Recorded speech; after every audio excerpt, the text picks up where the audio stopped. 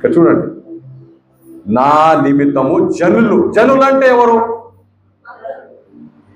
అందరూ, ఎవరైనా ఉండొచ్చు, క్రైస్తవులు కాదు. నీ ప్రశ్నించేవాడు ఎవడ, నీ దేవుడు ఏమయ్యా అడగొచ్చు.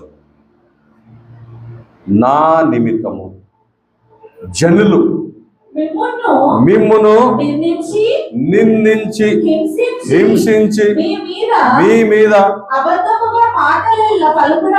ఒక నిమిషం,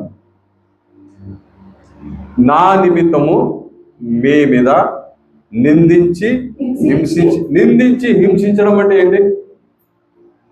నిందించడం అంటే అబద్ధాలు ఇష్టం వచ్చినట్టు మాట్లాడడం కదా. హింసించడం అంటే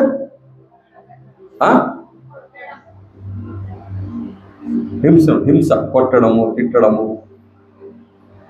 ఓకే, మళ్ళా మీ మీద అబద్ధాలు మాట్లాడిన,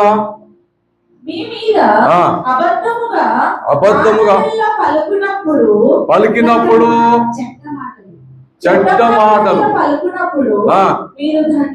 దేవుని స్తోత్రం కలుగును గాక. ఇప్పుడు అర్థమైందా మీకు అందరికీ? నాకు ఇష్టం వచ్చినా మాట్లాడుతుంది. నేను ఎలాగా నాకు చాలా రెచ్చిపోయింది. బైబుల్ పక్కన పడేసినా నేను చూసుకుంటాను.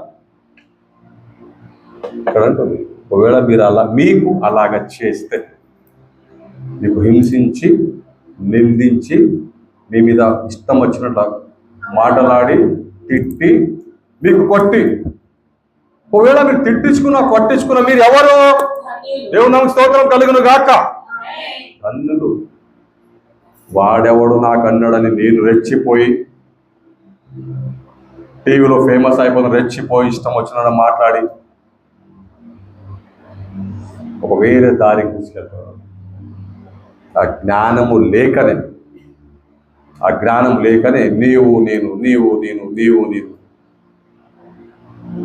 ఫేమస్ అయిపోవాలి కదా, యూట్యూబ్లో ఫేమస్ అయిపోవాలి. ఇక్కడ అంటుంది, నీవు ధన్యుడు. అరే, నీకు గుర్తు వస్తలేదా? దేవుని శిలువ చేసినప్పుడు ఆ మాట గుర్తు వస్తలేదా? నీ పొరుగు వారిని ప్రేమించినప్పుడు అది గుర్తు వస్తలేదా? తిట్టించుకునేవాడు, కొట్టించుకునేవాడు ధన్యుడు అన్నప్పుడు నీకు తెలియదా? క్షమించుడు అని ఆ పద తెలియదా? అవన్నీ తెలియక బైబిల్లో ఉంది, నేను క్రీస్తు, నేను యోహాను, నేను మోషే, నేను ఫలానా, నేను పెద్ద.